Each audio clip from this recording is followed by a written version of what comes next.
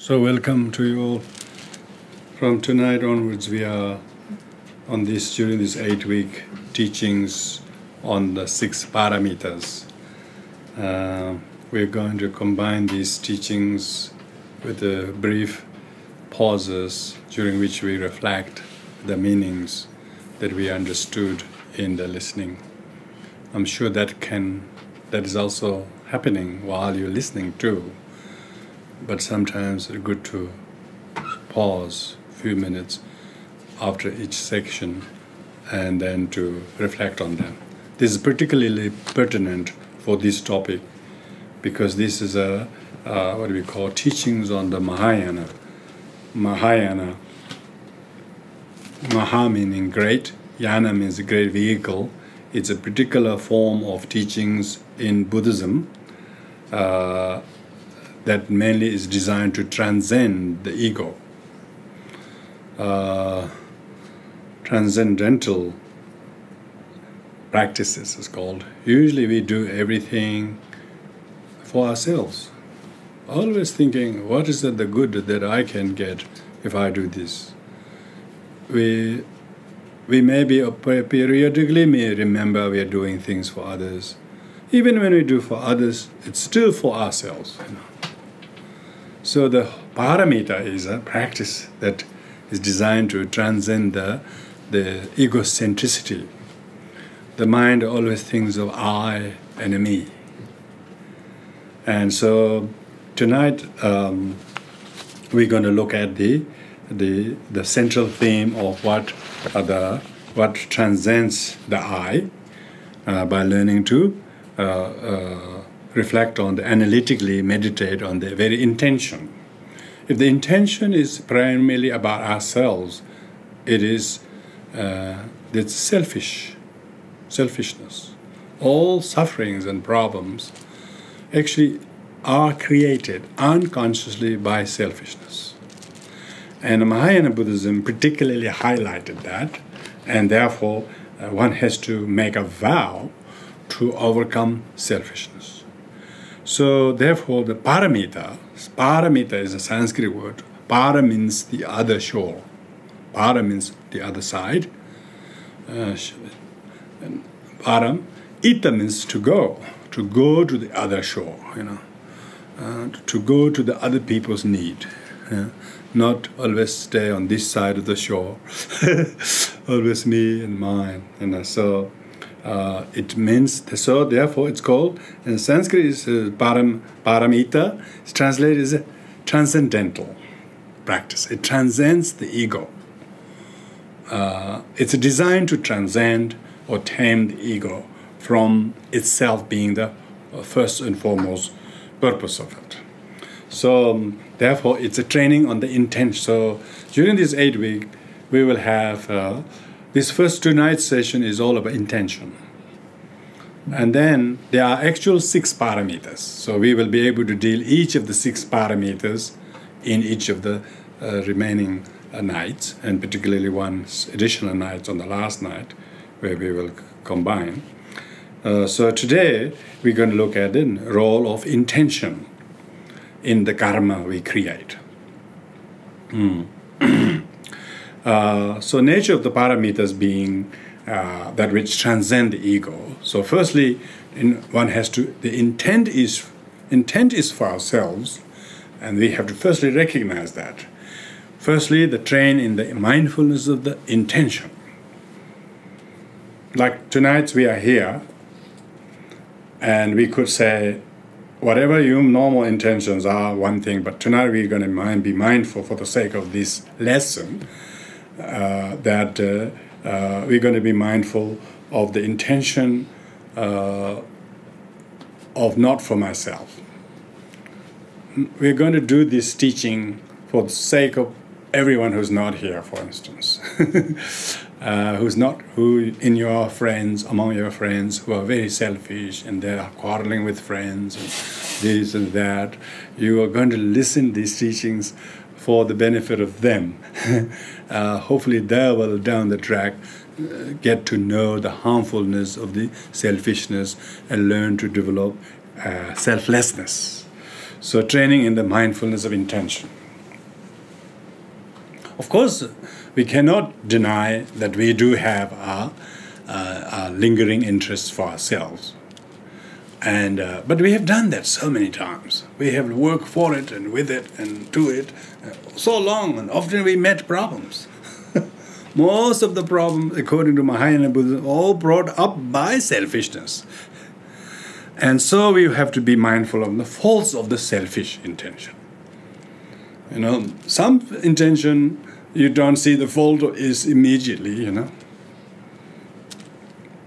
The faults of the selfish intention is such that when we are selfish, then it makes us to see and hear things people are not even doing and seeing.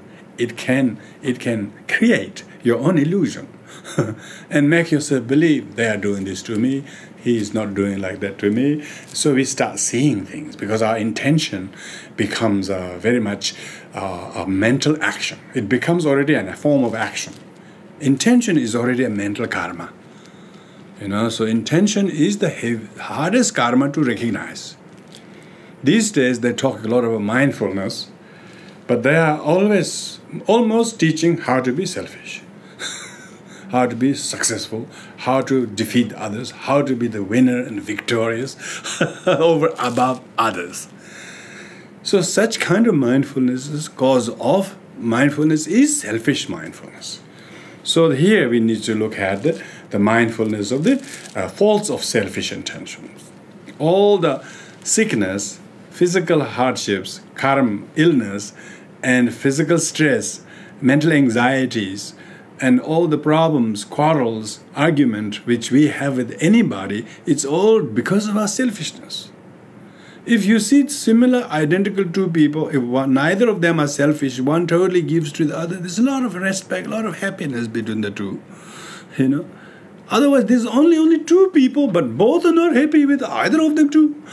so it's because not lack of people, but even the two. There's one for the other, this for the other. Neither are able to do anything for each other, and neither are able to do even for themselves.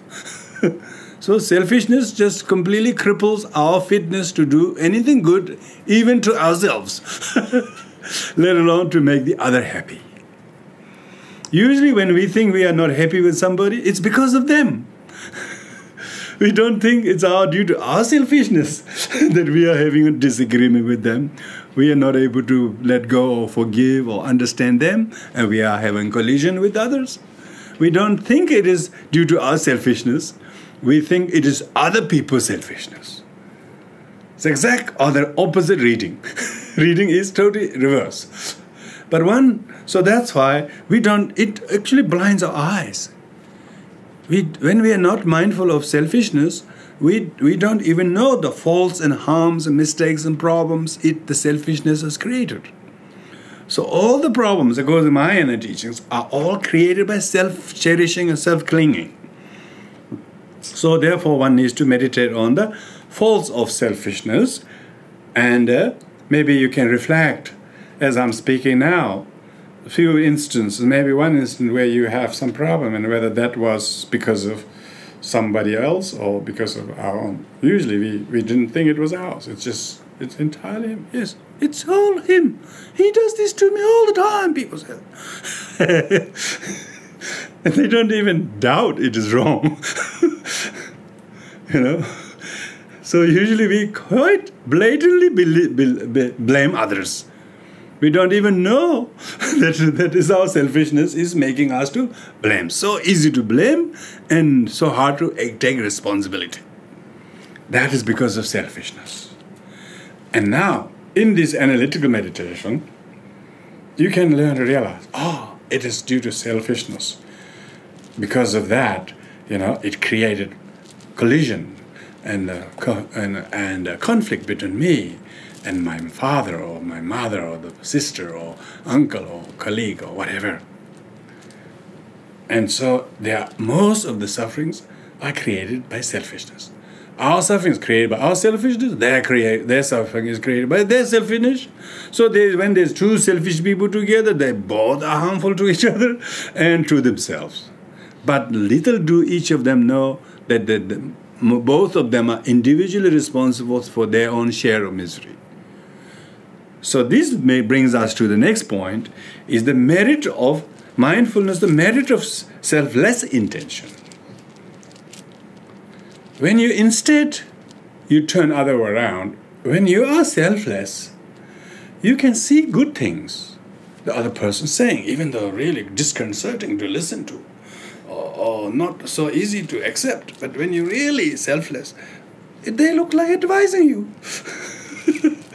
And they look like they know exactly what you are not able to see. So it looks like, then when you are mindful, then you can see the merits. Then you see they go constructive criticism. They don't look like nagging or picking on you. When you are selfless.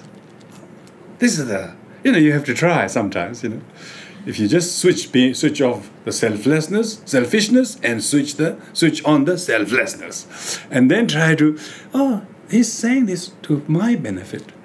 Totally, even though he's raising voice, it's totally my benefit. I should really give some respect why he or she is doing this. When you start thinking like that, and then you start seeing, then you're sieving the facts from the fiction, Then you can see the good points very clearly. But when you are selfish, you don't see any good points. They're lost in the thickets of confusion. But when you're looking with selflessness, then you sort of distinctively see, there's some good points. And then you start having humility and maybe respect to the other person. Respect to the other person. And therefore, then see the merit of selfless intention.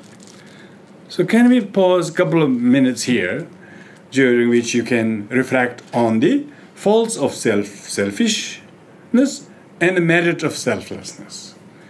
And analyze that very clearly, use one or two instances where you can, and try to reach to some kind of clarification on the merit of selflessness and the demerit of selfishness.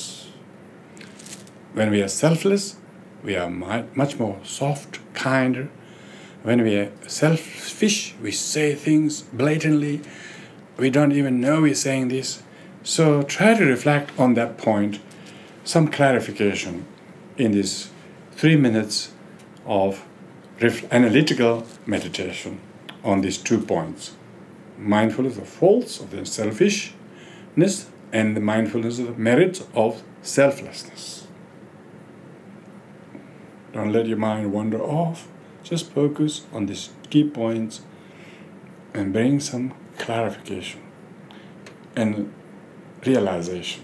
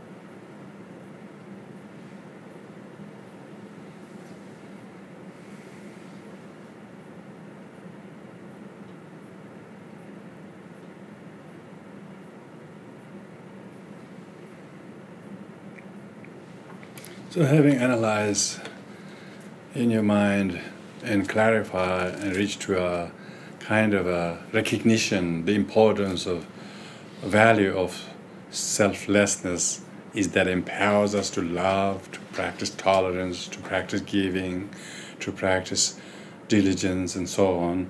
You really see the intent to practice selflessness is that which empowers to practice paramitas. Even when we give something, usually we give to get something back.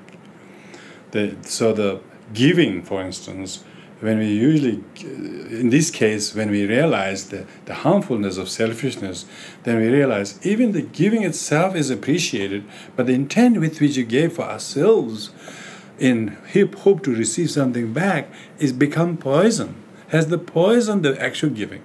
That will not benefit the recipient as much as it looks like on the surface. So the merit of selflessness is even the help we give is very small, but intent with which gave first entirely for them has a very, very transcendental benefit. And all the sufferings are caused by not giving, but giving with the selfishness. So all the help, that benefit that we receive comes usually from selfless sacrifice of someone. So the example here is cultivation of that selflessness is called, of course in English we can use selfless. Someone is selfless. You might call he's a saint. Isn't it? Someone who's really selfless, who's very altruistic, going out of their way to accept all blames and still do lovingly for each other, and never remember harmful things people do, but always trying to still patch up, speak kindly of them, do for the sake of them. That would be regarded as like a saint, isn't it? So in Buddhist Mahayana, the one who does that is a bodhisattva. A bodhisattva, bodhi means enlightened one, sattva means being. So he's an enlightened being. Not fully enlightened one, but one who has vowed to practice selflessness. One who actually made a vow to practice selflessness. And why? Because he sees the demerits and faulty problems all created by selfishness. No matter how much time you give, but when their selfish intent is involved, it spoils the very benefit of it. It doesn't benefit the given recipient long enough. It harms them, in fact. Later on, it will be explained. Like next week, we're going to go on a whole giving paramita, and then it will explain the details then. So, one who has practiced the cultivation of bodhicitta is the bodhisattvas. So, we are learning to do the cultivation of bodhicitta meditation, the selfless, altruistic meditation. How do you cultivate this altruistic meditation? Firstly, there are 4 conditions. You can't just cultivate bodhicitta like that out of the blue. It has to have 4 necessary conditions. What are these 4 necessary conditions? First is you have to have heard Buddha. I've heard about the Buddha and the bodhisattvas, their qualities. Their immeasurable love, insight, discipline, and the enlightenment of the Buddha. That's the first condition. And we have, by the way, one Buddha that came. So we have that condition. If you haven't heard about the Buddha, maybe a little unfortunate, but that's not the case. You've all heard about the Buddha. It's true. So condition the existence of Buddha and his qualities, how many people's life it has changed, whole landscape of whole Mongolia that was ruthless sort of warrior kingdom completely become pacified. Tibetans are even more warrior-like, were completely tamed. And wherever the teaching of the Buddha goes, it completely makes people peaceful, tames them. So that's the first condition. So we have to first have this outer condition. First is coming of the Buddha, and his qualities. Second is those who teach the teachings of the Dharma of the Buddha. You become inspired by the teaching. You develop faith. You listen, you read the teachings of the Buddha. You feel, if your heart is filled with faith, isn't it? So that's the second condition. And there is a strong aspiration. You wanted to learn those. That's the second condition. That's aspiration of faith to seek the qualities of the Buddhahood through the practice of Dharma. You yourself, this yearning. So we already have. Otherwise, you wouldn't be braving through winter night coming here in Evet. So, salute to you. You have those two conditions. The third condition is that this Mahayana teaching has not vanished. It was taught some long time ago, but it could have been vanished, Some places you never hear about Mahayana, or even Buddhism, or people ignore it. But we are not. We are within the proximity of where the teaching has not only taught and promoted, but you are becoming part of it. So that, that non-diminishing, the teaching has not vanished or declined, and that you yourself are seeking to gain that wisdom of the Buddha, wisdom of Buddha, thinking that this will empower me to benefit other sentient beings. You can see the culture to turn selfish person to selfless person and embrace the way of the bodhisattvas. You can see a lot of hope in that. That is that you feel so much suffering in the world created by selfishness and bias and us versus them and create all the wars, has solved no problem. They only create problem. You feel so troubled and hurt by this.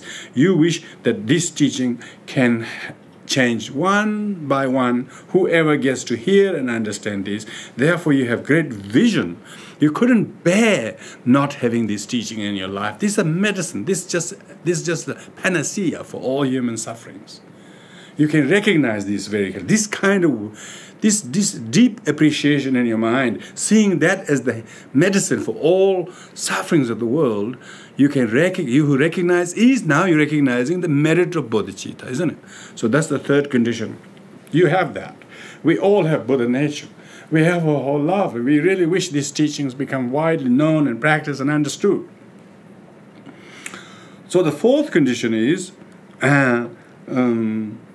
people who are excessively afflicted by anger and desire and jealousy and resentment and anger, as long as they become exposed to these things, they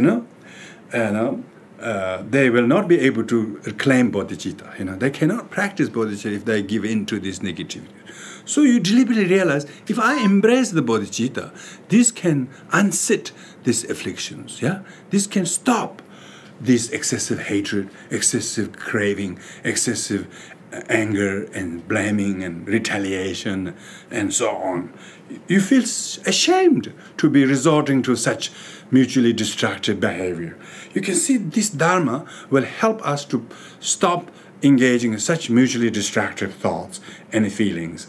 And you can see, therefore, that Dharma will implant fear, positive fear, and positive shame, positive embarrassment, and not let oneself become afflicted by these things. And because you can see the Dharma, the bodhicitta teaching is like the proof of suffering. It's going to make you suffering proof. You can see these are the four conditions. And you can cultivate this. You recognize these four conditions, isn't it? It's amazing. We all have those four conditions. The conditions are eligibility. You usually always have to fulfill some eligibility criteria to recognize the bodhicitta and embrace that. You have to have the presence of the Buddha. The teaching of the bodhisattva has not diminished. And the third is that teaching is because it has not diminished, you are afraid this may be diminished if I fall prey to my excessive hatred, anger. Then deliberately you try to use the teaching to seek the wisdom and try to allay the suffering with that intent. And therefore, you are deliberately trying to make it as a way to suffering-proof your life, affliction-proof your mind, It's priming your mind from the deep afflictions. Usually we may be angry over small things. We stay angry for days.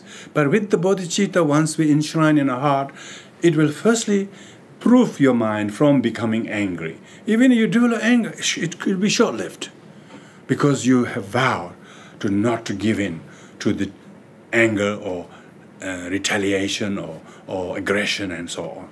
So those are the 4 conditions. Just reflect briefly on those 4 conditions and rejoice. Our life is very blessed if you are not born with good sense intact, freedom, and a beautiful country. All of these things does not come without good merits. So these are all good karma, and we need to rejoice and fully recognize, appreciate that we have all the 4 conditions to give rise to bodhicitta. Vow to embrace bodhicitta. Rejoice.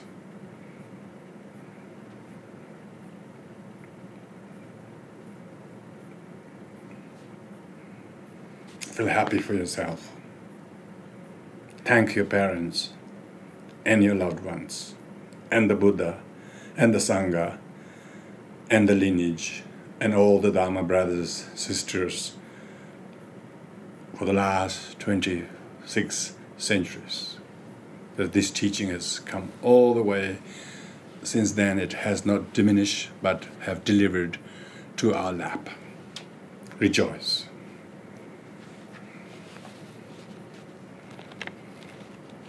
There are lots of conditions other than that which has made us fit to be recipient, to be possessor of these 4 conditions.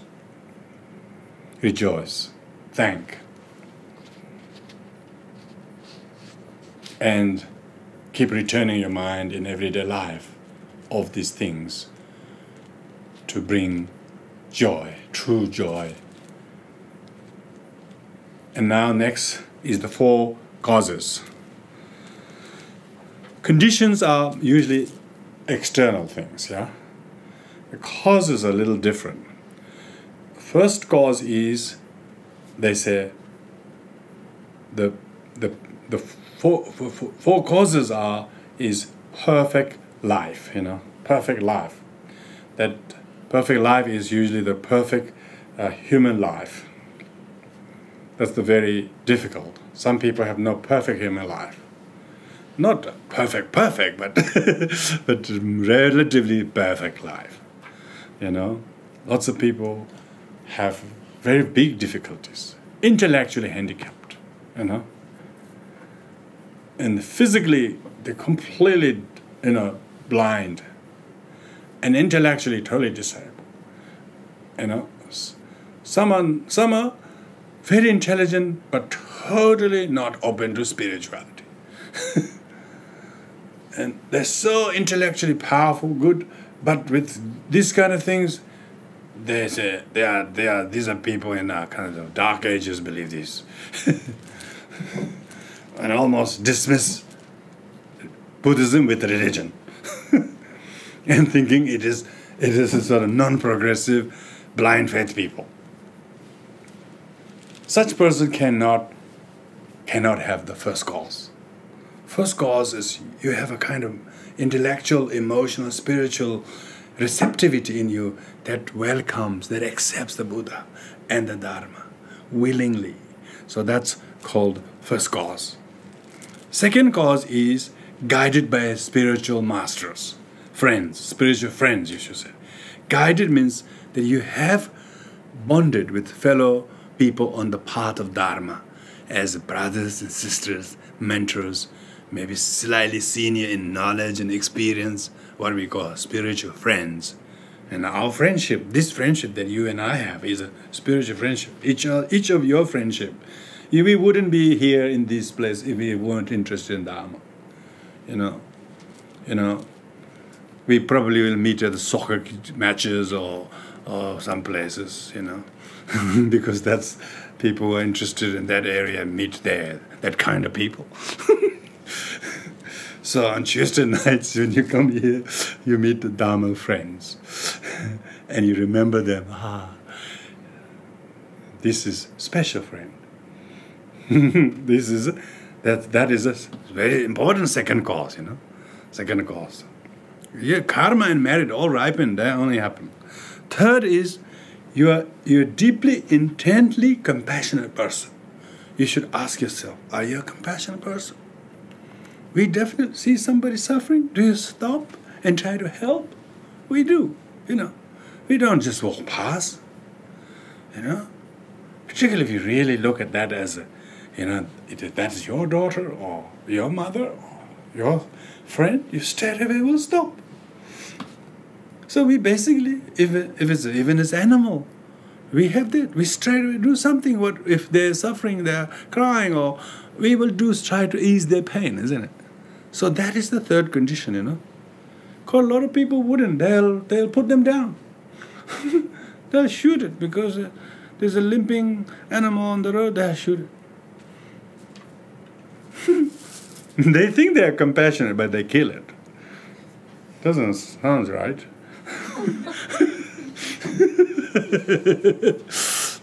The compassionate one nurse them, carry them, wash the thing, and put Band-Aid and then try to make them, help them heal, even though they have to go out do various things. So that is the third cause, compassion. And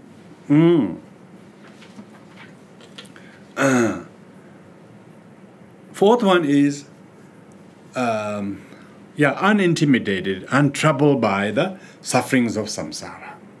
Now, that's a hard one.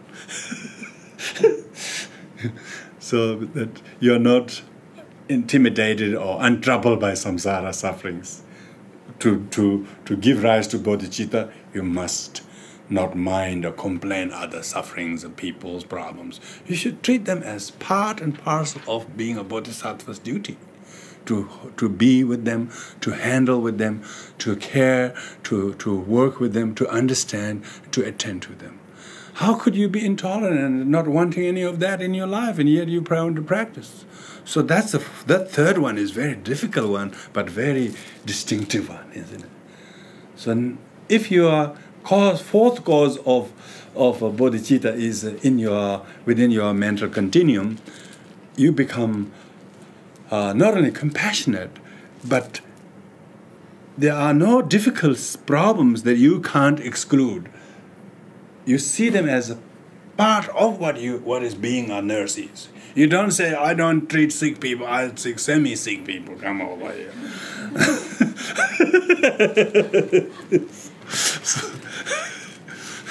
We don't treat severely sick patient here. We only treat those who have a slight headache. So that's fourth one. Now reflect briefly on those four. And I'm sure you will notice those first three are really there. And fourth one is a training we must practice. Isn't it? Fourth one is a training we must gear. Train means learn to have a skill that we don't have and improve the skill we have without declining. So reflect on those four. Because the analytical means you not only remember these four, but also you are logically analyzing their veracity, their usefulness, their logicalness, their sensibleness. And then this teaching will stay in you, store, like better than recordings. Analytical meditation, that's the monastics. They always read the scriptures, they analyze like that, and then they remember the teaching. When you remember the teaching, mind is soothed and completely possessed by our knowledge. When you have knowledge, it empowers you to think like that. And once again, showing aversion to suffering. This is not a cause of bodhicitta. So no matter what problem, who creates, you don't complain. You see that as a part of being a bodhisattva. That's where you practice tolerance with. That's where you practice all the 6 paramitas with. Even one paramita you have to practice with that, not with somebody who doesn't need you. So reflect on this 4 briefly. You're doing fine there, I can tell.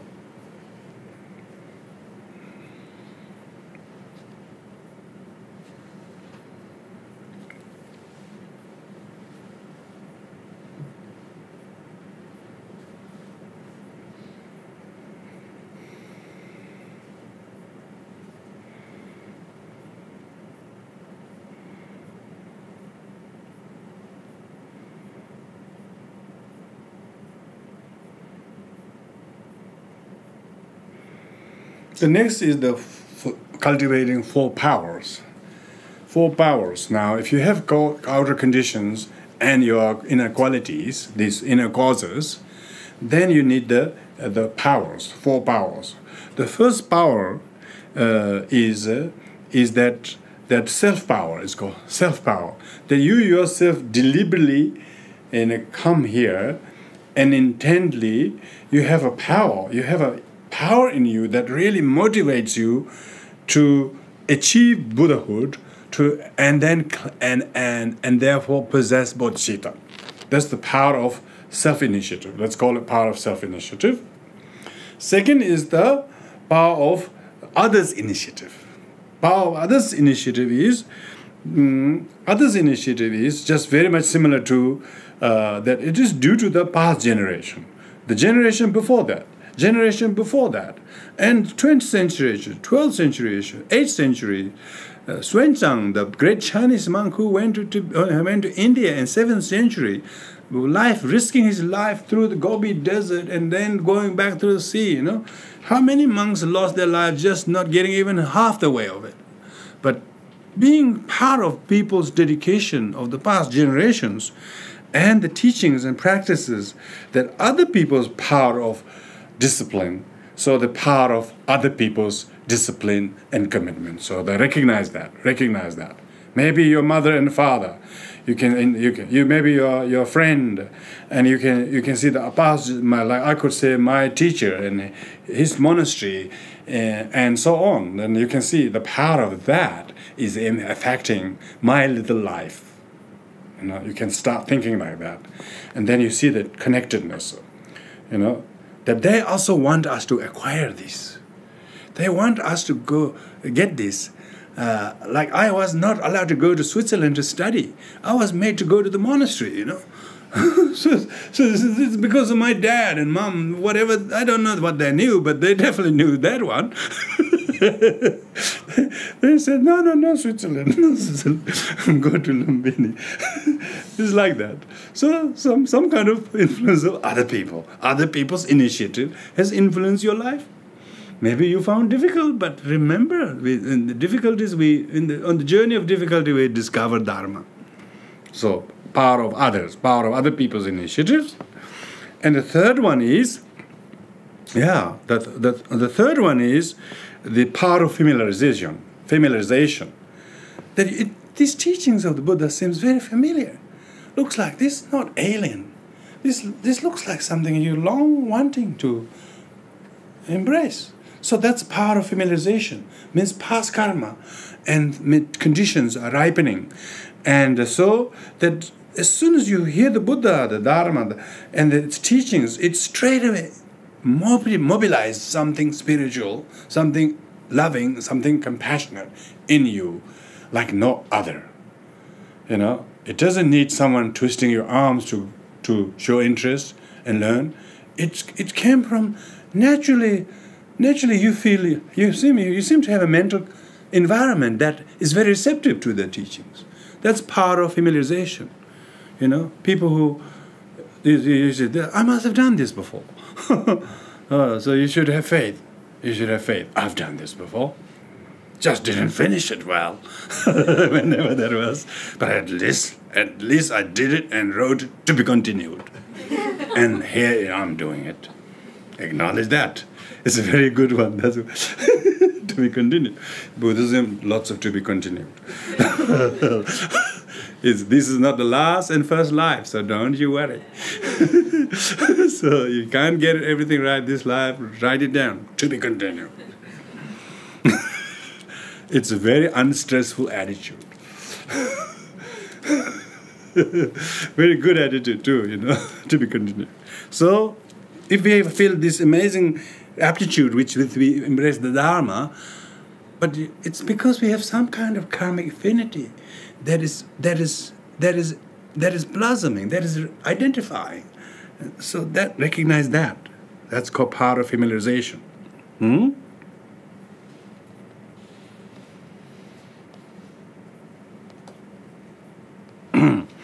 And the fourth one is power of faith. Now, this is very important.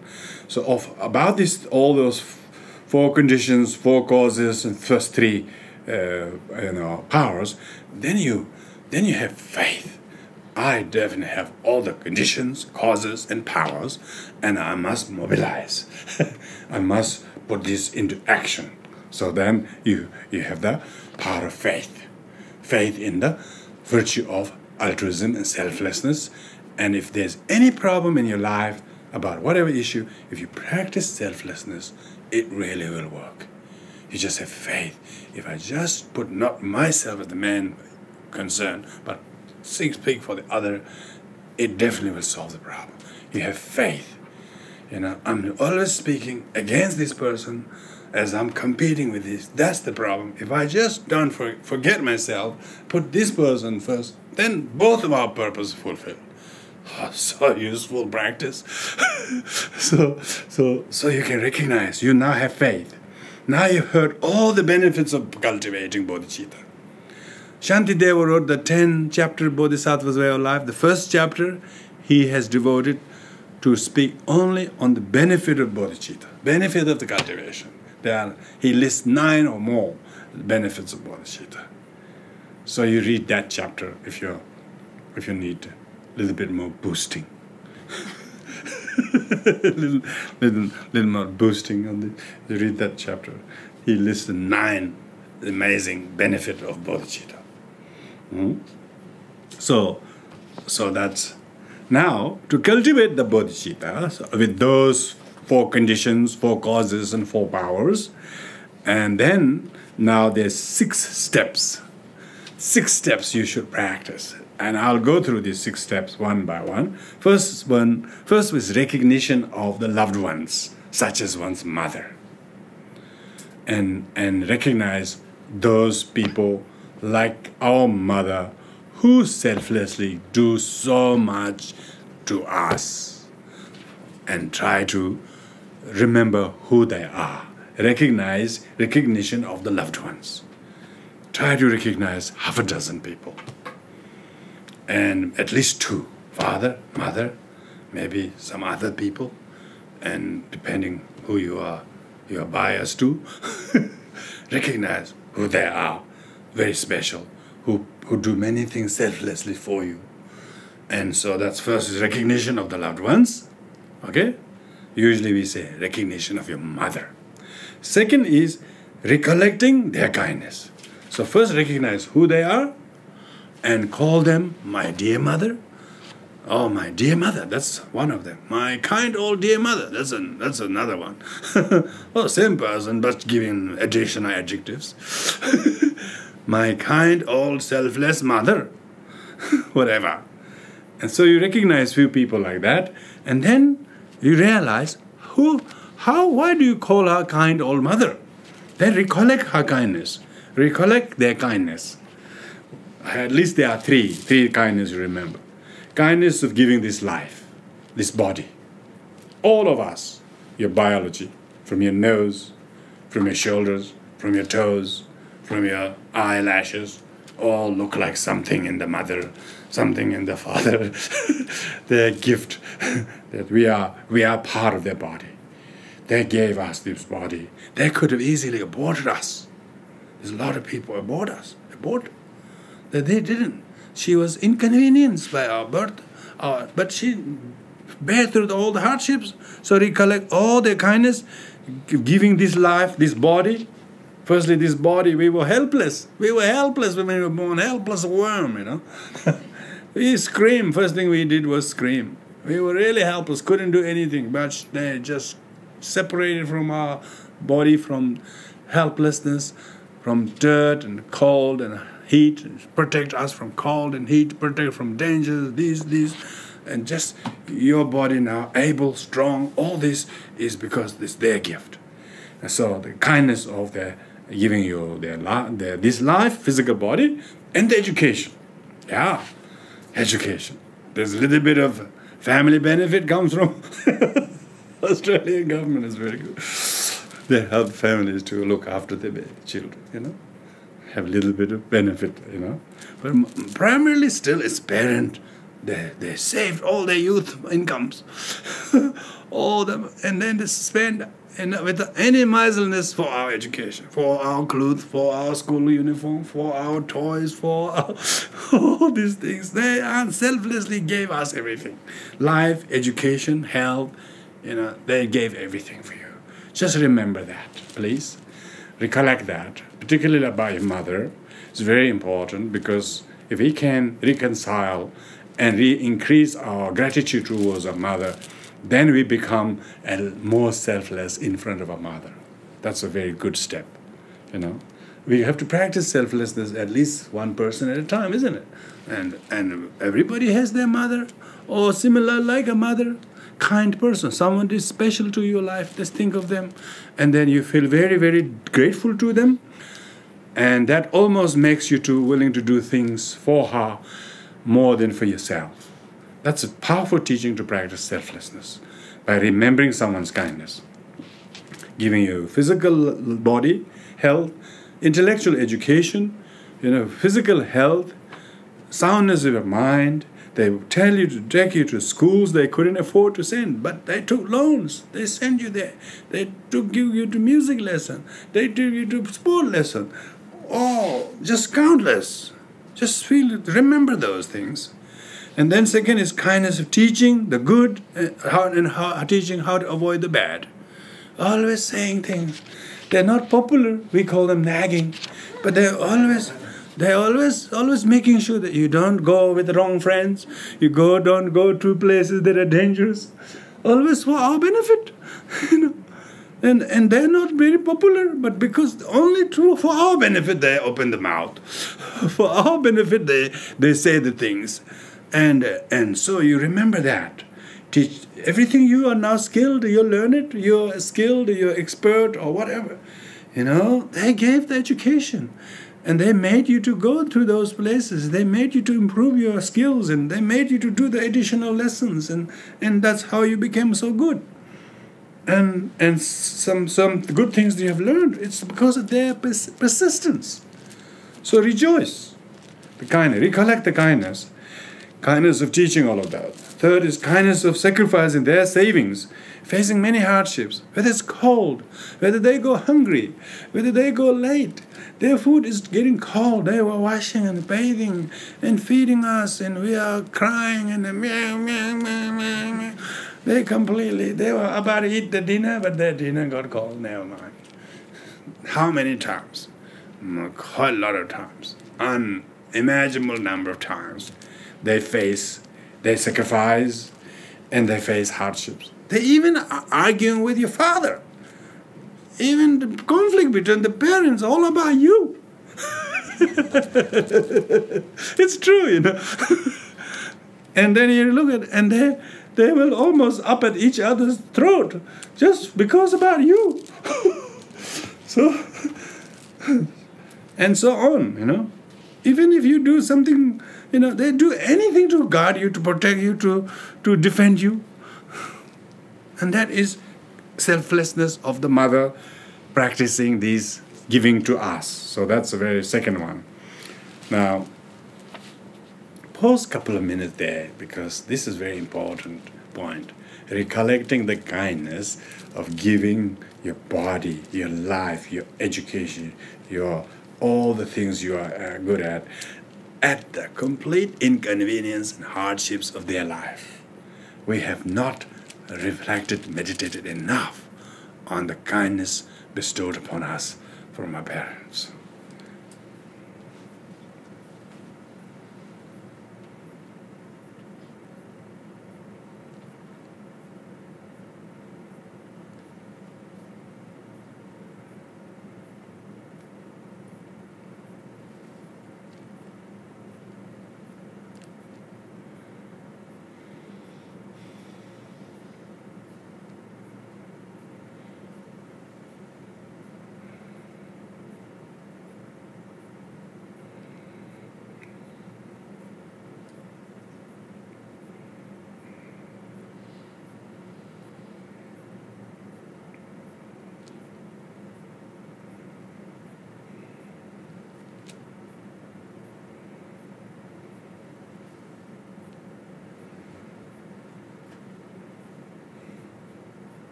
So when we have analytically realized the kindness of our parents, how much they have bestowed upon us, we feel very grateful to them, almost that we can do something for them selflessly, selflessly, unlike before.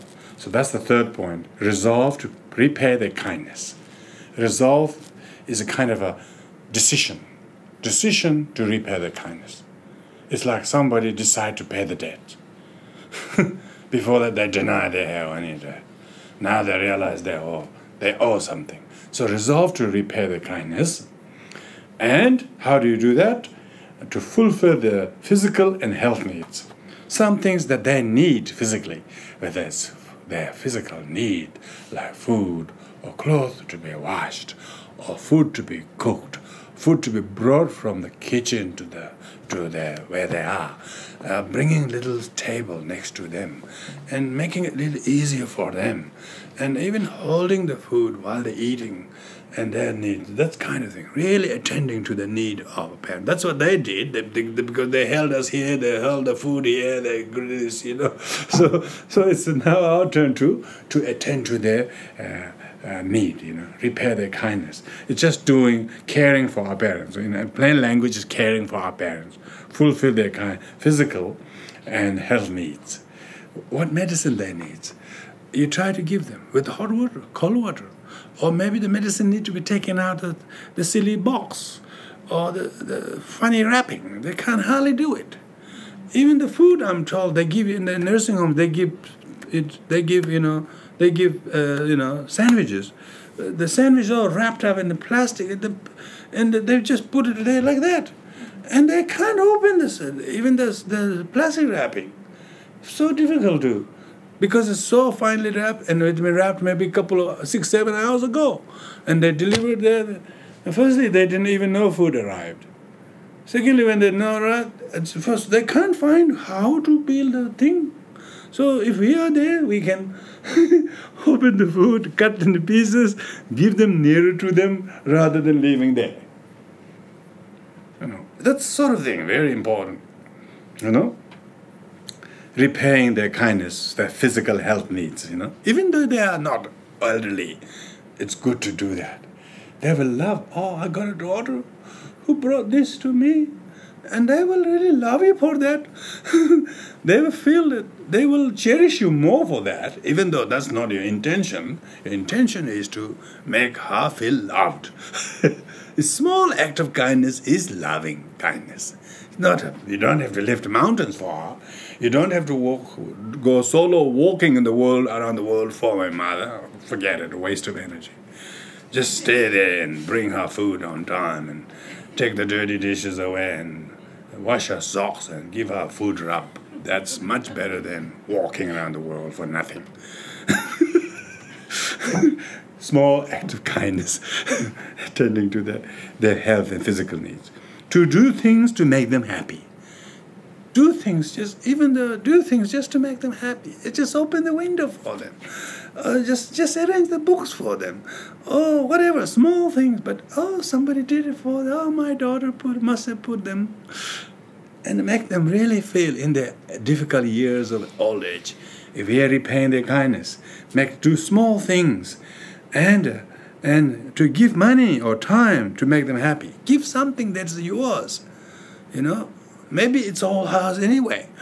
Even what we have is all her gifts, so giving her to her things is not a really big surprise. So even if you give your whole life, it's hers anyway. So you shouldn't think that her type of thing. So that's where you learn selflessness. When we learn to become selfless with our mother, that's a good example. In Buddhism, you practice that slowly, incrementally you do with friends and father and sister and daughters and your husband or wife or partner or niece or nephew and neighbor, and even then slowly enemies.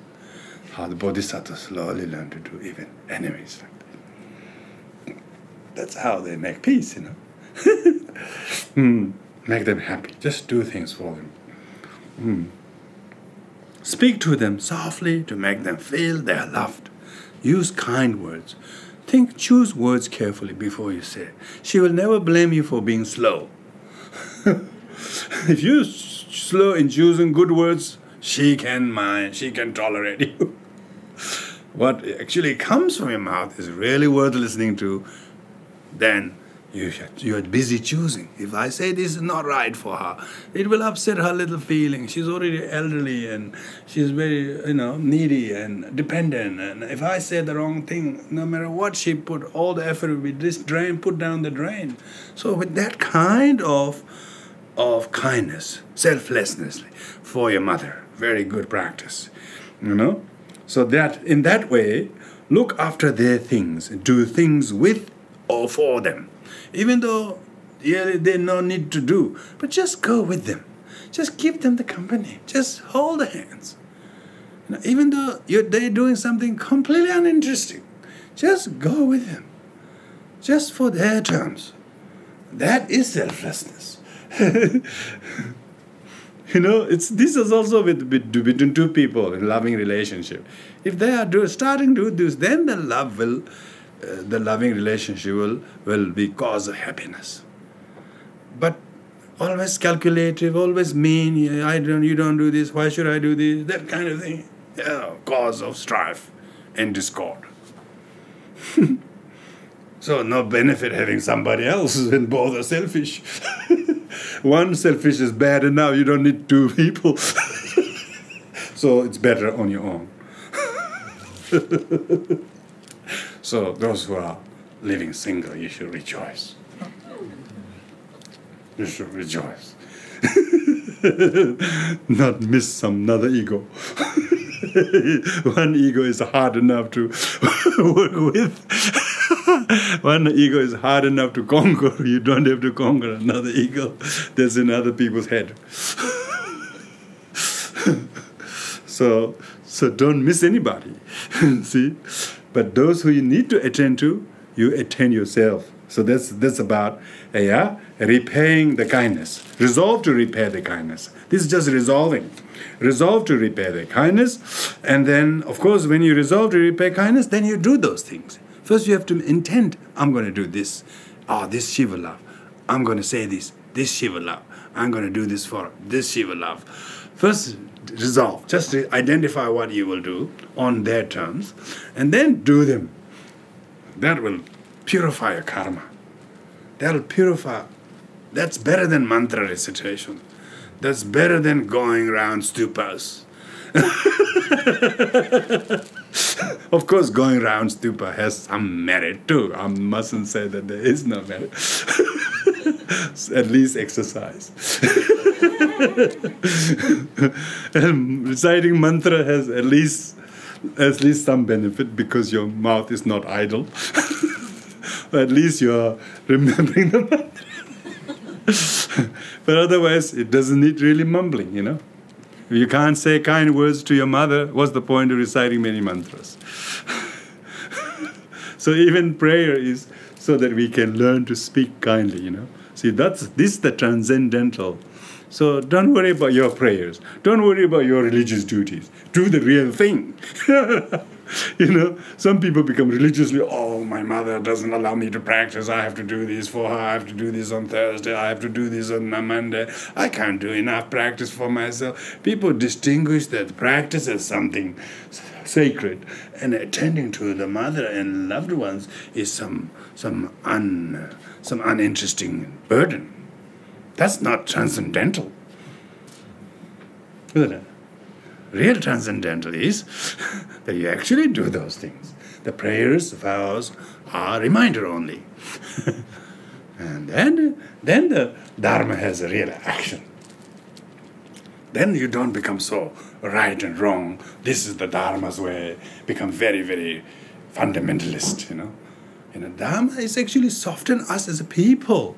It try to make us agile. Try to make us become soft and not so rigid and stiff. Just doing practice is the only way to enlightenment, and everybody praying, nobody actually doing anybody. His Holiness Dalai Lama says, constantly he says, don't pray too much. He says, doesn't work if you don't apply in action.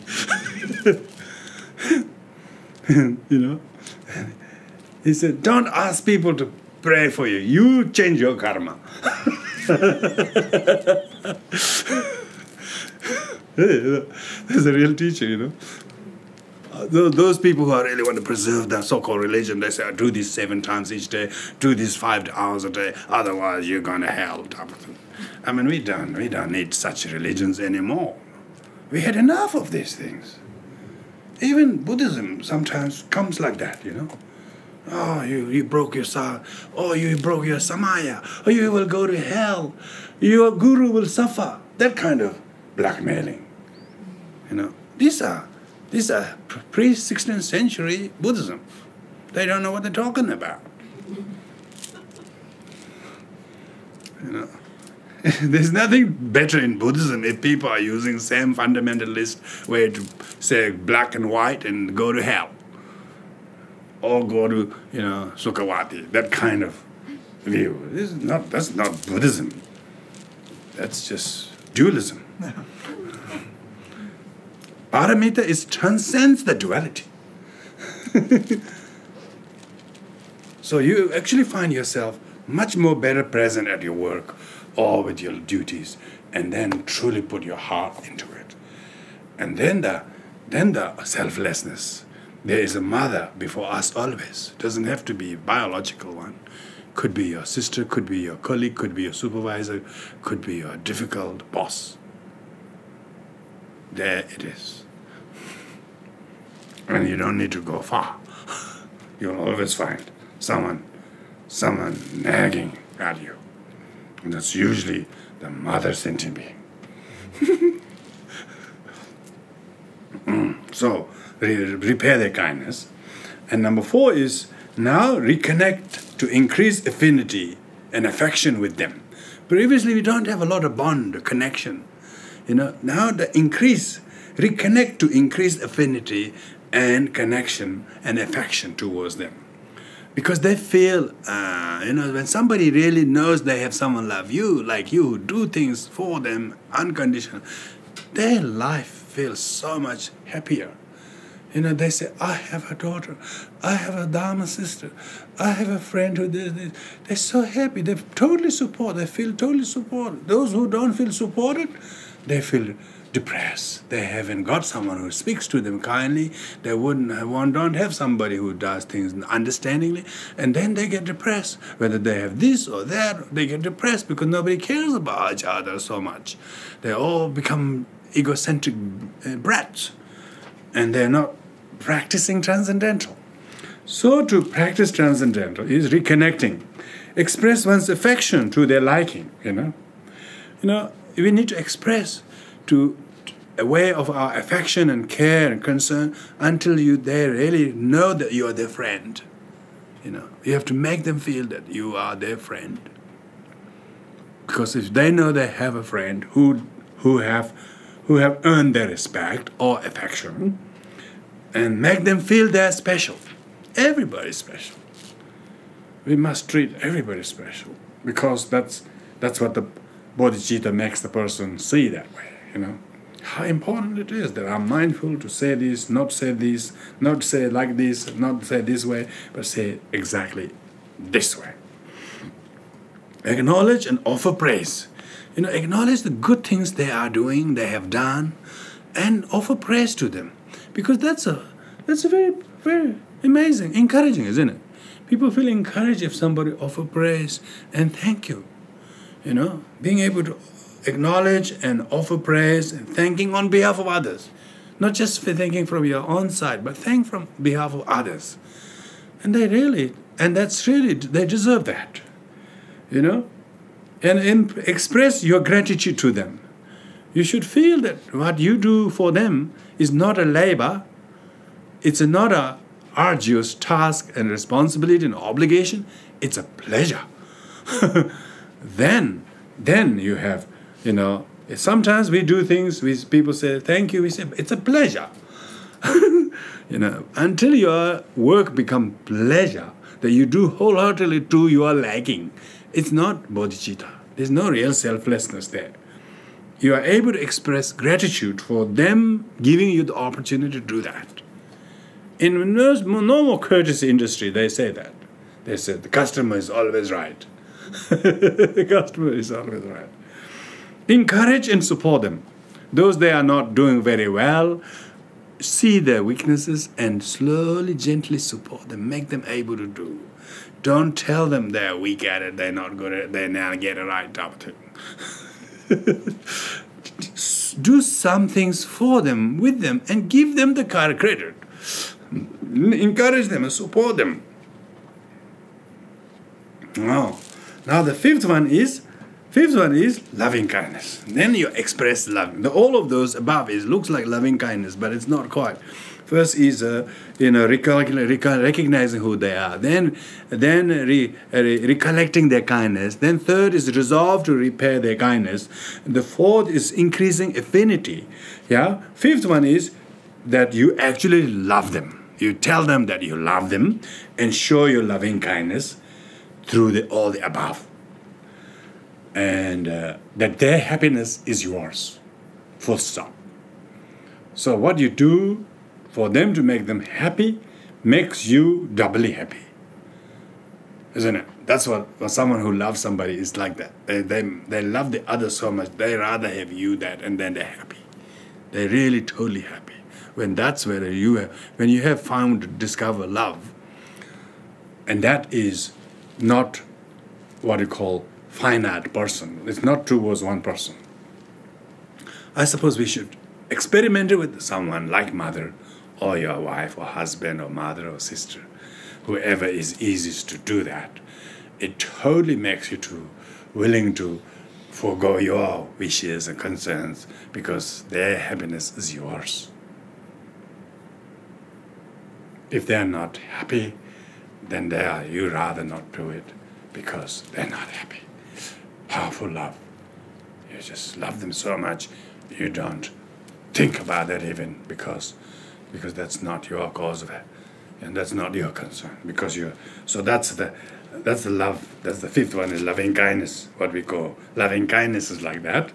So loving kindness, like all the above. Once you have cultivated all these five, like this, then you slowly then apply that with father, then with sister, neighbor, friend, and husband and wife, and so on. Then slowly to neutral sentient beings, and then slowly to even difficult people. You have really difficult people.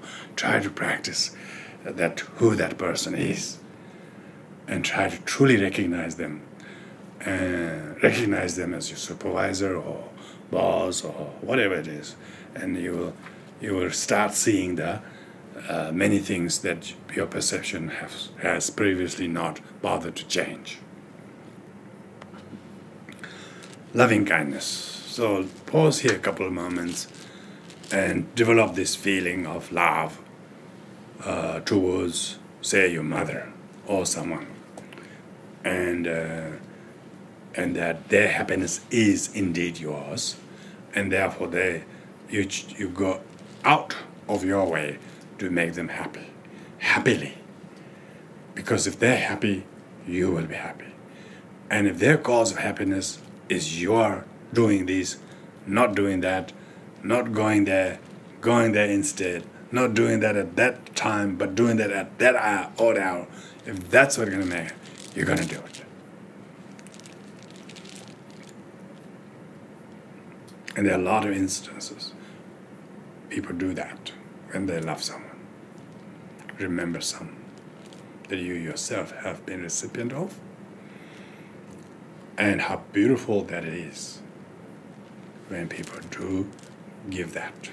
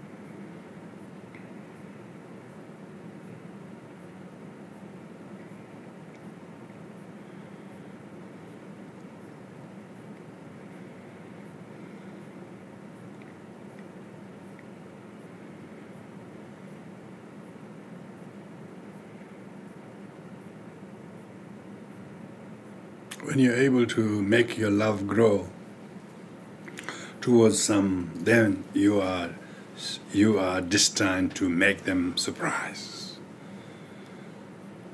And when you are able to do things to make them surprise, that you are able to do that, and doing things for them without them having to ask. Almost you have the foreknowledge what will make them happy. What would I need to do? That you don't need to do. And that will increase the mutual love, mutual kindness. And almost like best way to even the kindness from others is us being able to be kind to them. You don't have to ask them to be kind and gentle towards you. That's a very miserable thing. You have to be kind to me. You have to speak gently to me. But in the meantime, we are raising voice. But if we start to do surprising things to them, that naturally will be tamed and softened by it, even without asking them to do this for you. This is power of love. Makes it completely sort of, it can bend things. So that's the fifth one is loving kindness. Realize loving kindness. May the jewel of loving kindness. May my mother be happy. May she have this or that will cause her to be happy. How can I make her happy? What would make her happy? I must pledge to make her happy. I must determine to make her happy.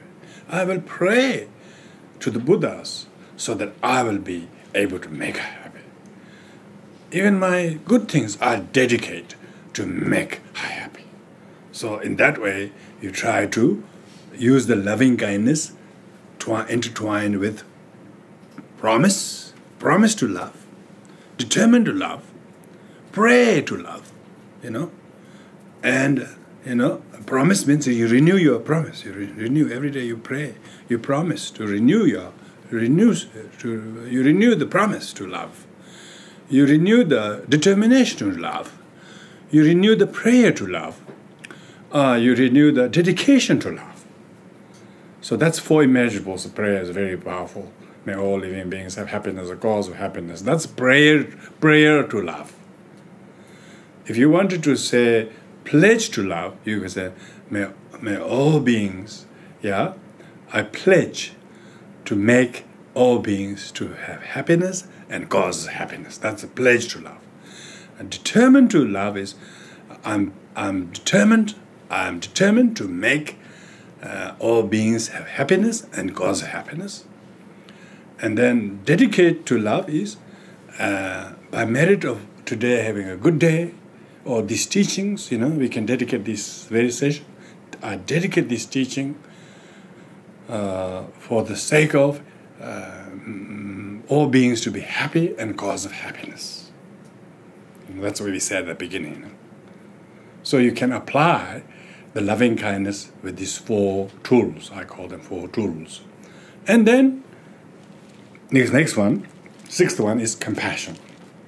Compassion. Feel compassion toward them. And how do you mean by feel compassion? Means that you feel teary and emotional inside you and have a tissue box to sit there in the corner of the room.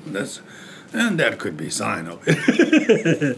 That's a little sort of... Lots of people do that, They feel compassion, they need a tissue box, and they need someone to... that's just a little touchy-feely thing, But main action of compassion is you show concern to their problems.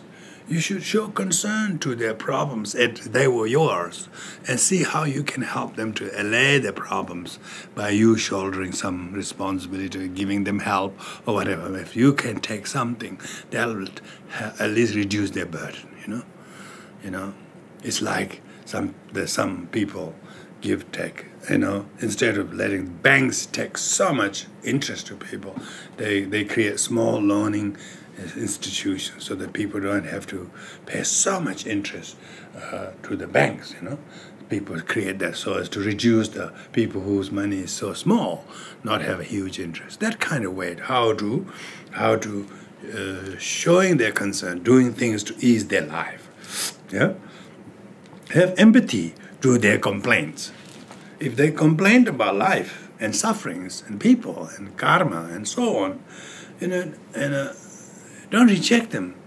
Show empathy to their complaints, and feel that you are deeply listening as if it was your problem, as you are actually soul searching for them, as they were saying this. What is this I can do to ease their sorrow or pain?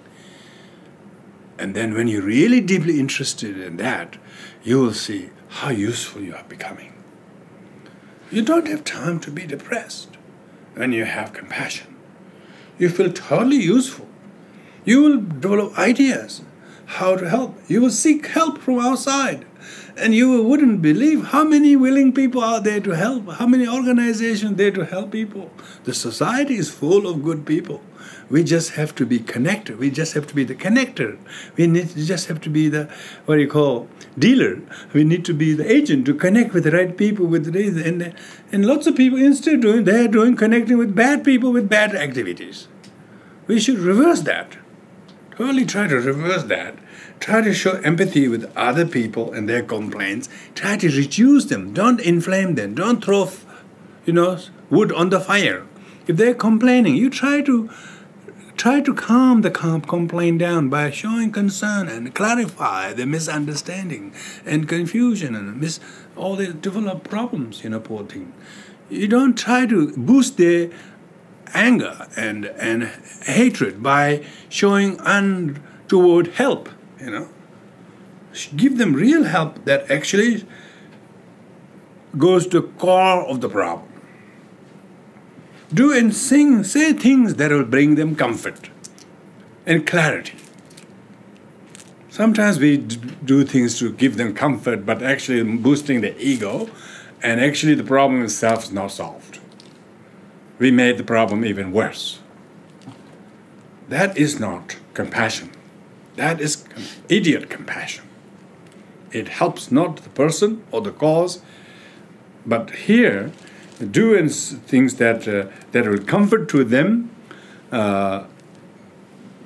by your initiatives, so that they don't complain as much as so possible. Because they spoke to you, you became real help, because you help them to ease the suffering and its causes. You help them recognize the root cause of the problem.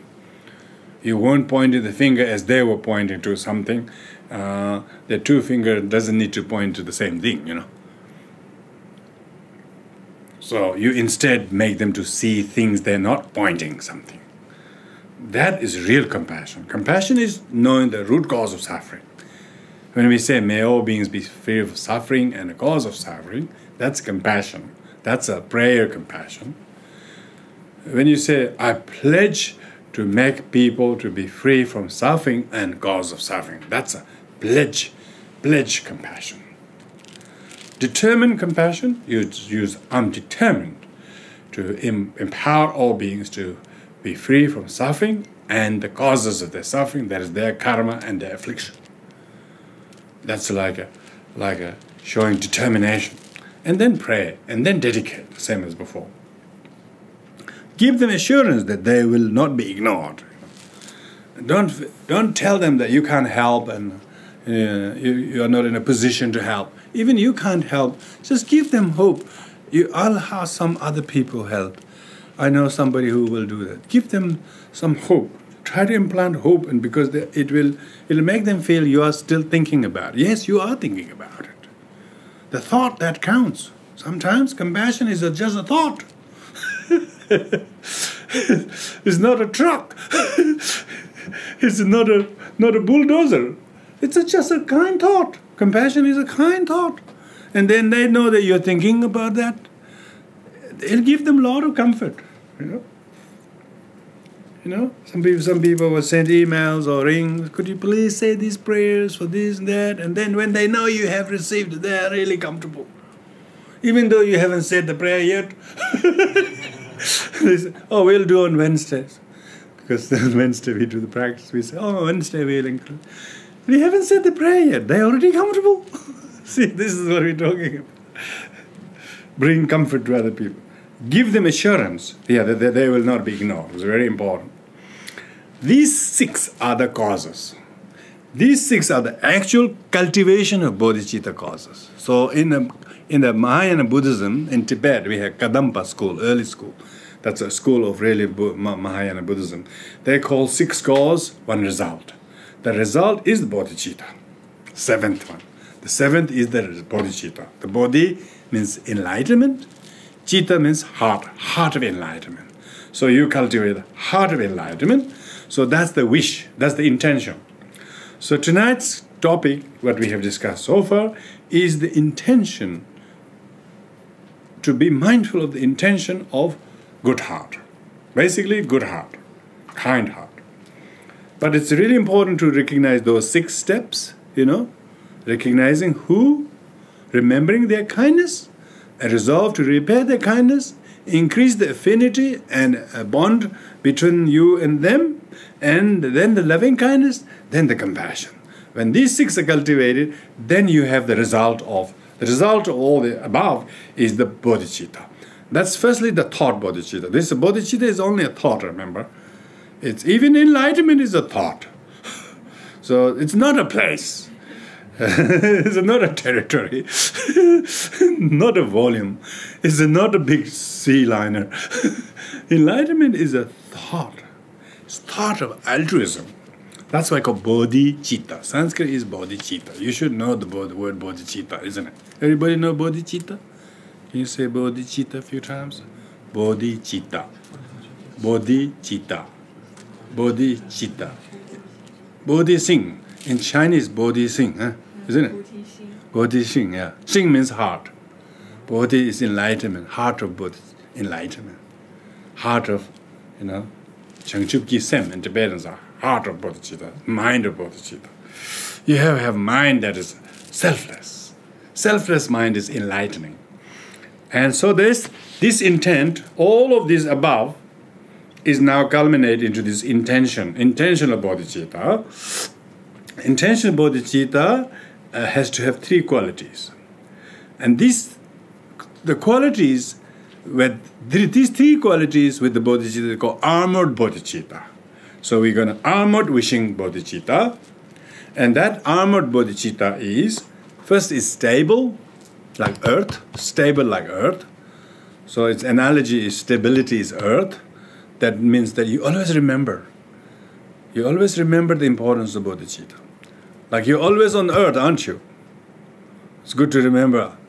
Put your feet down. I'm on earth. So earth is the first example. The base of the bodhicitta should be very stable. Stable means you have to read, you have to study, like you're listening to teaching tonight. Are you totally convinced the foundation of helping others is this wishing bodhicitta? Your intention definitely has to be checked and thoroughly checked. Before you say anything, do anything, promise anything, you've got to first check your intention. So that's the stable like earth. And second is noble like gold. It's good quality metal, gold. Gold, when you cut it and rub it and test it, it would not lose its beautiful color, isn't it? Other metals, they tarnish, they get discolored. No. So that means when you test your bodhicitta, every time you test it, it's really good. The more testing you do, the better it always stand out to the test. Yeah? So some good things, some things when you test it, they don't prove to be what you thought they were, yeah? So bodhicitta shouldn't be just doing big things, even small things. If you have intention is good, then even though you did a really sloppy thing, but your intent is good, you really know your best, you would not need to worry. They say, if your intent is good, sa means the path, lam, and the stages, all will be good. So everything will be, your goodness comes from your intent. Karma is mainly intention, What you do externally could be just a form of it. Largely it's intention. Most people don't know. People can't judge you for your intention. People can judge you for the form of actions, but you know deep in your mind what is your intent. And so you wouldn't mind people judging you. Why? Because you are the main judge of your own intention. As long as you remain, present with that, then other people's complaints, other people's praise wouldn't bloat your ego. Other people's complaint wouldn't devastate you. As long as you have the intention checked. If your intention is checked, even if people misunderstand you, that's quite fine. It's good for your ego. They will help you transcend your ego. If you can't conquer yourself, they'll help you. See how this is what the bodhicitta is, very productive. It's very productive. You get everybody helping you now. Everybody help you to conquer your ego. Because once you lead the charge, everybody will help you. So then everybody, if people complain, is also helping you to conquer ego. Even praising to you is also conquer ego, because you know the danger of pride. You realize they're offering me the praise, but I gotta make sure that my ego isn't bloated by this, And I know if my intent is no good, no matter how impressive I perform outside, it's not worth any of the praise. You see what I mean?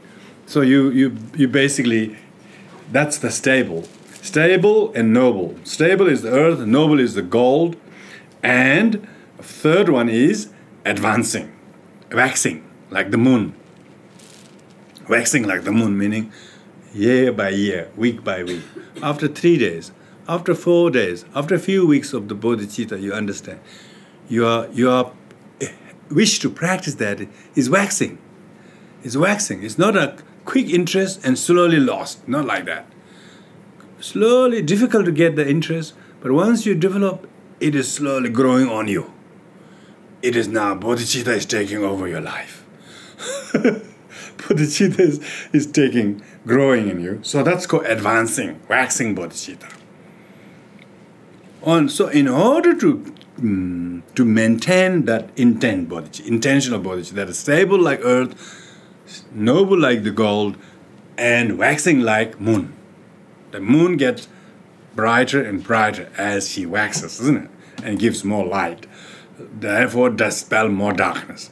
Likewise, more hardship you face, more difficult people challenge you, that much bodhicitta is reliable. You don't need Buddhas, bodhisattvas. You don't need protectors. You need bodhicitta. You just need bodhicitta. So that's that's waxing.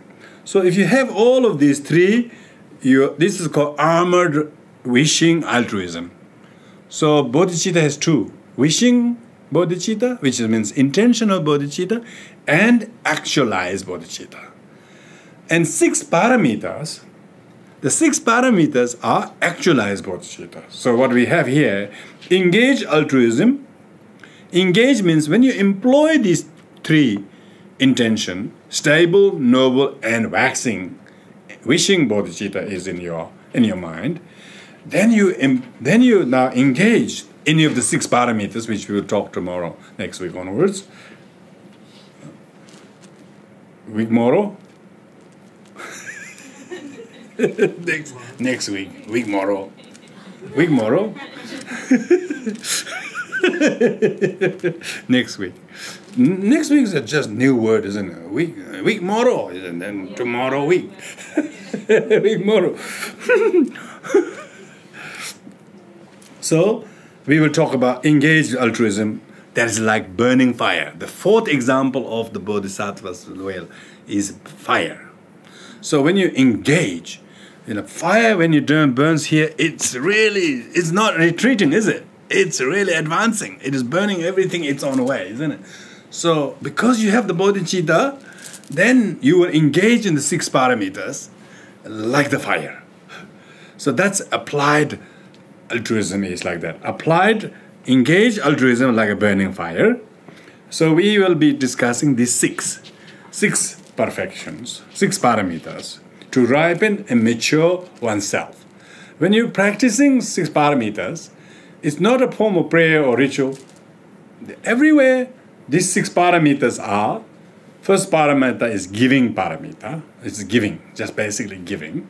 Second is the self-discipline. The discipline that you need to be focused in the practice of selflessly giving. Yeah, giving yourself. And the third one is, forbearance paramita. We call forbearance because tolerance seems to have some kind of negative connotation. Forbearance, paramita of forbearance. Meaning that when you want to give something, you want to give something that is in a very, very disciplined manner. And then to do that, you face hardships. And that's where you have to forbear. Forbearance. Forbearance paramita. And the fourth one is called diligence paramita. Diligence meaning when you forbear hardships, most people lose interest. And the diligence is that instead of denting your interest, it's actually more diligent. More diligent. So that's the fourth paramita, diligent paramita. And the fifth paramita is concentration. We should call it concentration. It's really meditative concentration. That you need to have meditative concentration in employing all these four paramitas, four above paramitas. So they usually distinguish first 4 paramitas, 2 later paramitas.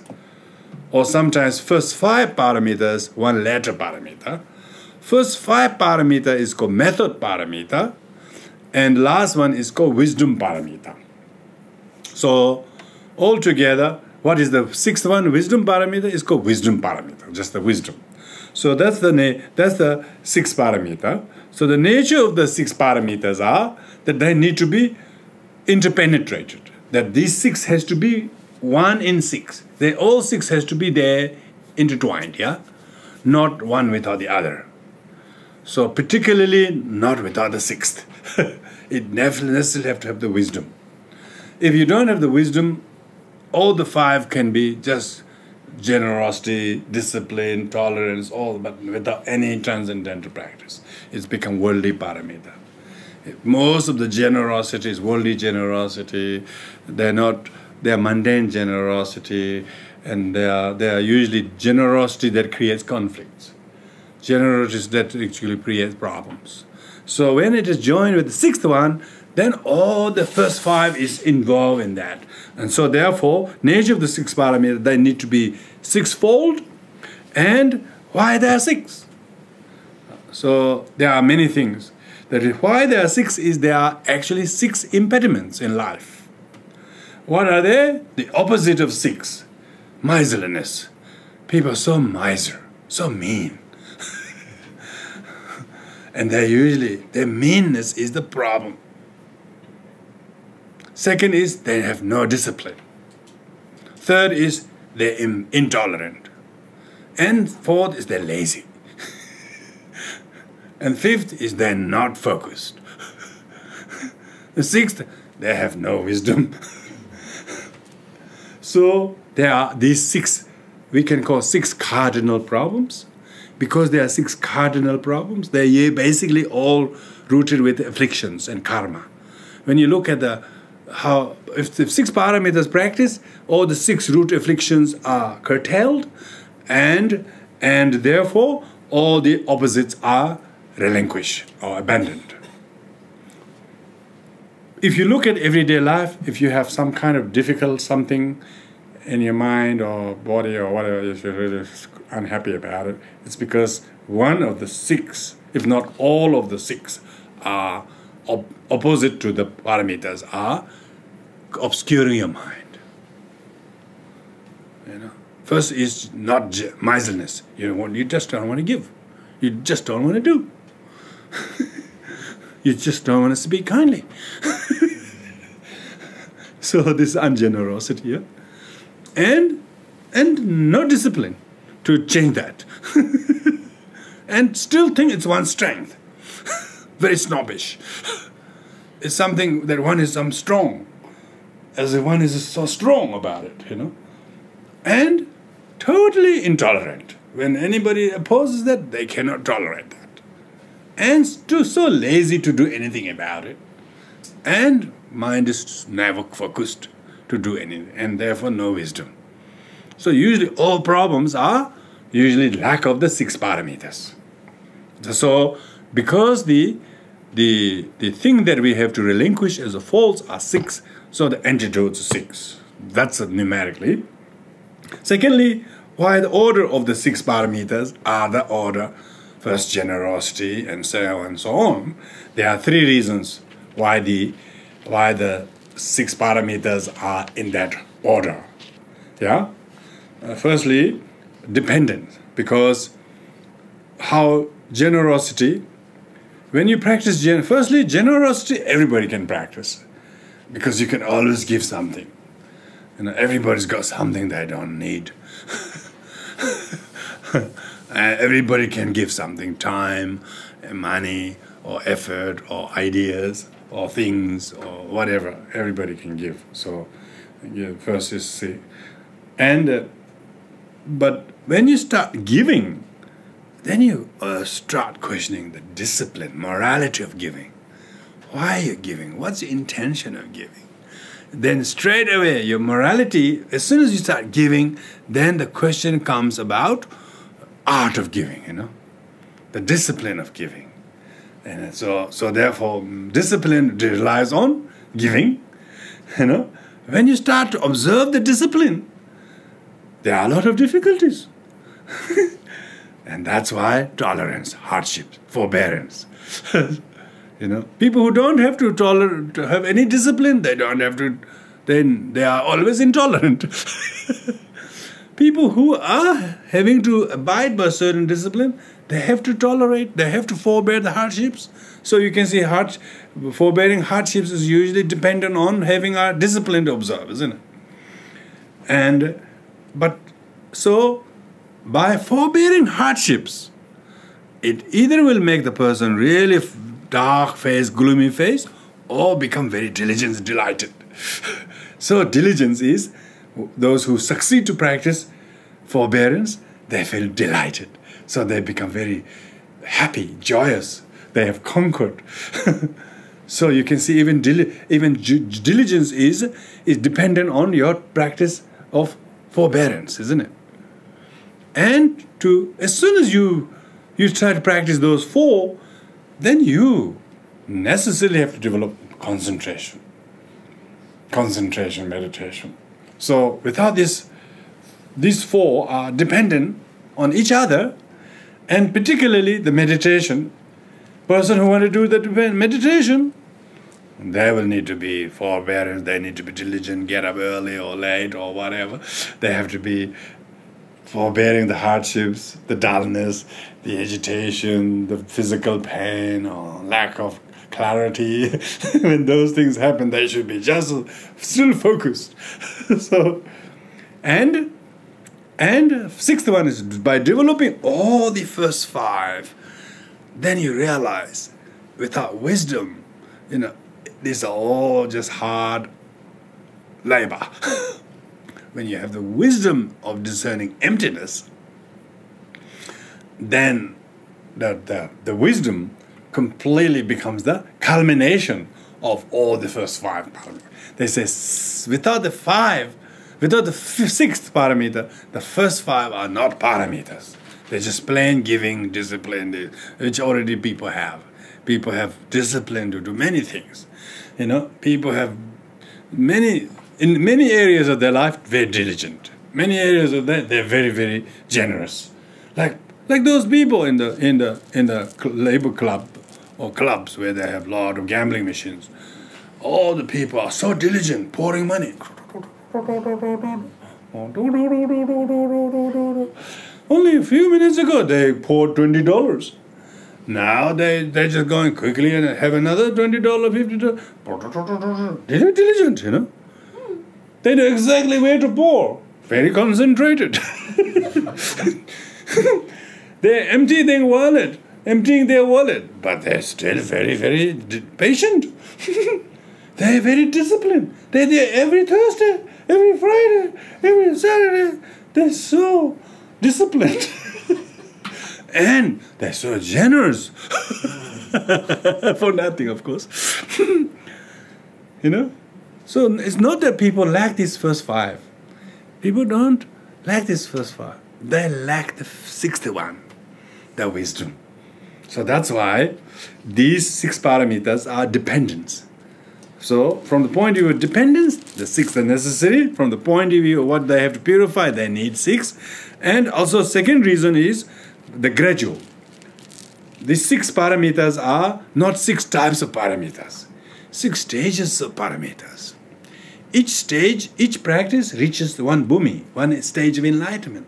So only by completing perfection of giving, one earns the first bhumi.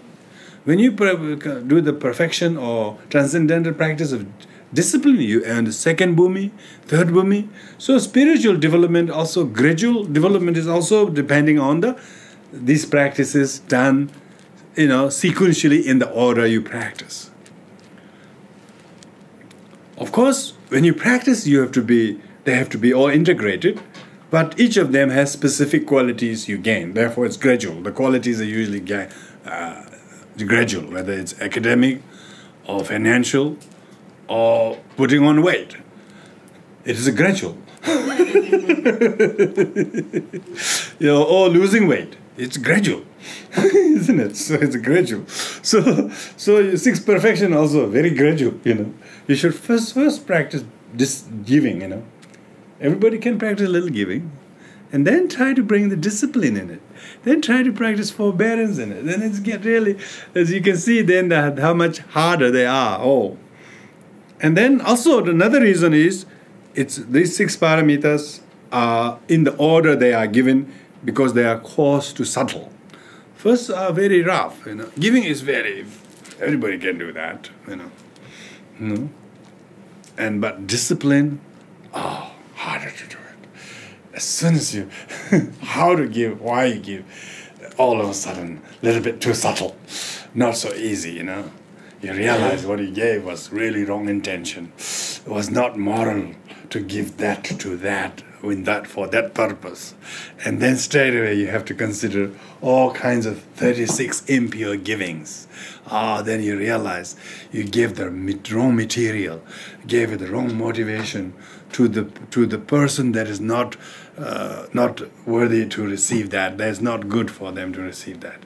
Even they will receive benefit from that, but your intention with you give was not wrong. So you consider all the moralities of giving. So that's why these 6 perfections are not just gradual, but each of them has distinct qualities that you only gain when you move to the second. Until you finish the first, you wouldn't even know the morality of giving.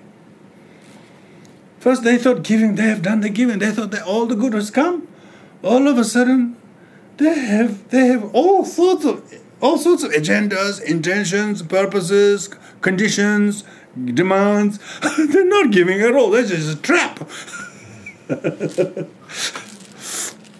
It's just like fishing. Put a little worm on top of this, fishing line and throw in the water. It looks like they are giving worm to the fish. They're not. They're to catch the fish.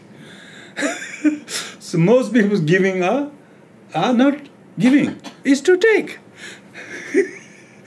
Giving to take is not giving. And that's then the morality of giving. Therefore, makes you to consider the giving. So that's why first is a little bit more obviously easy to do, but the second one is a lot more subtle. Then that makes you think more discerningly about the first one. So you have to bring in the morality of giving, and then tolerance in giving, and diligence in giving. Because at the very beginning, people are very diligent, very happy. But later on, they say, this is last time, please don't come, that sort of thing. Then there's no longer joy anymore. Then it's aversion, he's coming again. Then, see? So not diligence. So that's so 6 paramitas are 6 stages of enlightenment. This is not some elementary teaching. That's why these are Mahayana Buddhist teachings, but very crucial, because while we may not be like an enlightened bodhisattva, but we are trainee bodhisattvas. Even bodhisattvas are trainees. Most of them are on the three wheels, not the bicycle, tricycle. We are all on a tricycle of bodhisattvas. Somebody need to push us, and we do this, we think we are pushing. But it's not that. It's just, and then we think we are not falling. It's not because there's a third wheel. We think we can ride ourselves on the bicycle. It's not quite like that. So trainee bodhisattvas are always need to, if you can practice generosity on its own with all the 6 elements. And so we will look at, from next week onwards, we will look at specifically how each of the perfections, each of the paramitas are practiced. At least theoretically in the teaching form, I'm sure there's a lot of giving. It's not that we don't give.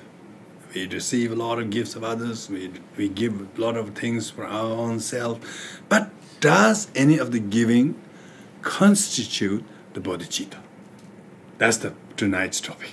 Tonight's topic is does that constitute the altruistic intention? And how can we do that? And how can we train our mind to stay present in giving rise to that in a proper fashion? So, if you have any comments or questions, we'll allow some before we close it off. Otherwise, that is tonight's topic.